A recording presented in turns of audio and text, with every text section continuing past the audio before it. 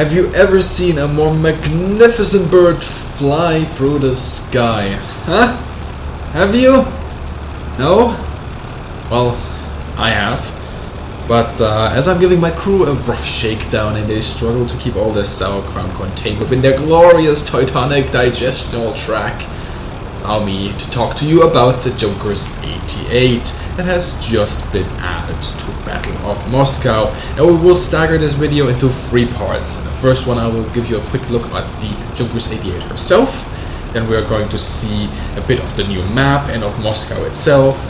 And then we will bomb the vodka out of our Russian friends. After that, I have added a little bonus for all you aces that have loyally watched until then.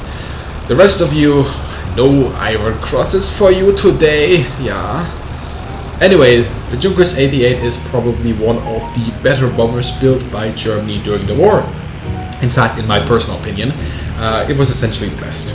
And no, do not talk to me about some experimental BS that never worked, that they try to get into the air and blah blah blah.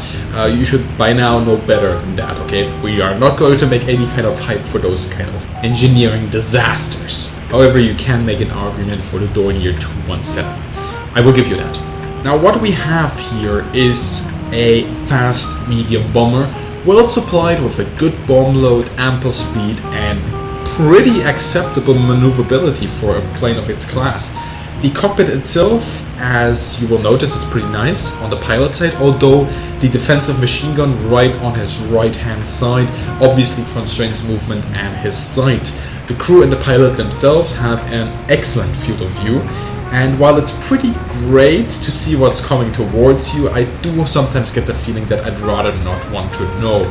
You do not particularly feel safe while flying the JU-88. Overall, with 3 crew members crammed into a single compartment at the front of the plane, you just can't help but feel like a single attack run of an enemy fighter could essentially knock you all out. And being so close together with 2 other men, you know, this all reminds me of that one time. Anyway, funnily enough, the close proximity of the crew to each other is nowadays sometimes described as an intentional factor. You call it psychological reinforcement. I can actually not confirm whether this was intended at the time or whether it's one of those stories that have sprung up after the war, as some historians, you know, tried to put their mark on things or had their own kind of ideas and vision and somehow wrote it down in a book, and now it's taken as canon.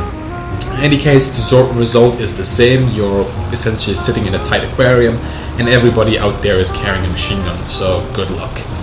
On the upside, the JU-88 is pretty fast, and it can be used similarly to the Bf-110 or the Peshkas as a fast strike bomber.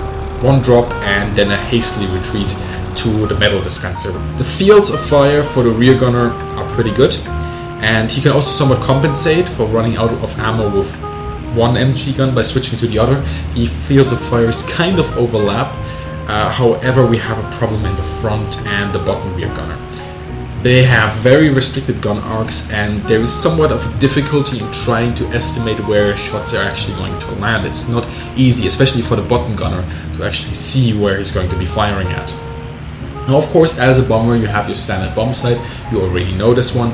However, I think really that we will not see a lot of level bombing in the game with the JU-88. On the multiplayer servers, most Heinkel 111s that I have seen were actually used as makeshift dive bombers. So I don't see a reason why the JU-88 would be used any differently, especially because in real life it was also used as a dive bomber. And look at that, after all that useful information and with the power of editing, we arrive at the outskirts of Moscow. Sadly, I've got to disappoint you here. We can't go further. I'm quite disappointed at this. Moscow is modeled, but it is a no-flying zone. You can only essentially fly over the outskirts. And the reason for that... Wait, can you hear that? Seems like they're having a concert.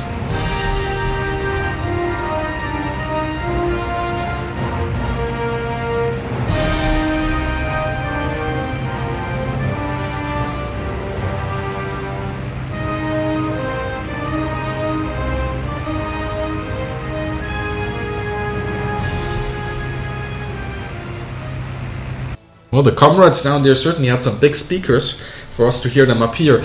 Anyway, Moscow, located right in the middle of the huge new map that we have, is a no-fly zone. Why it is a no-fly zone? You can make your own reasons as to that. Personally, I would have loved to fly through the streets of Moscow with my I-16, just, darting through the streets, making a few rolls here and there, doing some acrobatic stuff, but alas, that just won't be. I presume it has a combination of reasons, game performance, historical ones, such as, for example, the limited number of actual German air raids on the city. I'm comparing it with other bigger bombing campaigns of the war. The distance from the actual front line, complicating things in multiplayer, and others. On the whole, I think it's quite sad we can't see the city up close. But enough of that, let's actually bomb. Now for this I decided to jump into a campaign mission. Approaching an artillery position from cloud cover, my flight descends on the unsuspecting Russians and gets to drop their bombs before they can even react.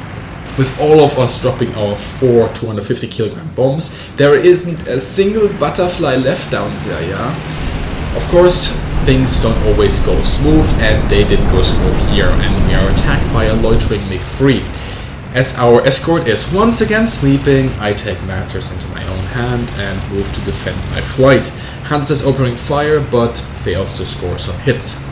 However, our Germanic fervor has scared the MiG away, and we fly home.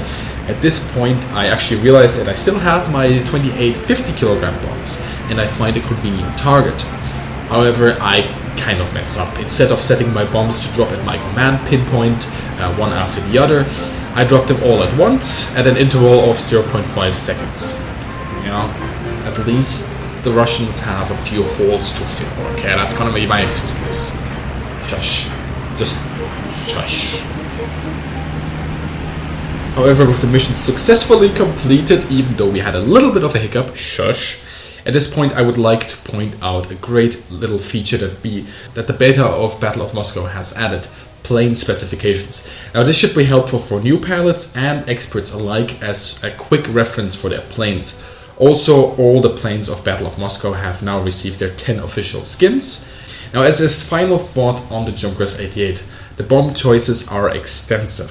For the multiplayer, I believe all bomb options that give you something beyond 250 kilograms are good. Bothering with 50 kilogram bombs won't do you much good. The most versatile options are probably the 6x 250 kilogram bombs, the 4x 500 kilogram bombs, or the 2x 1000 kilogram bombs. Of course, if you're a fan of the Big Bang, we also have the 1800. Alright, that brings us to the end of this video. I hope you enjoyed the look at the JU-88. If you did, give me an iron cross via the like button and share the video with your friends. If you don't, that's fine too. Thanks for watching and have a great day. And now, for your reward.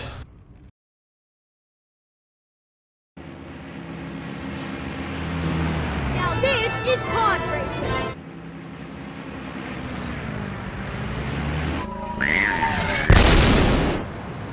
Please, please, just a little bit more. Please, please.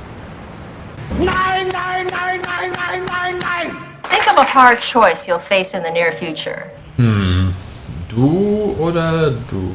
Ne Mine Mo und raus bist du. Haha, easy.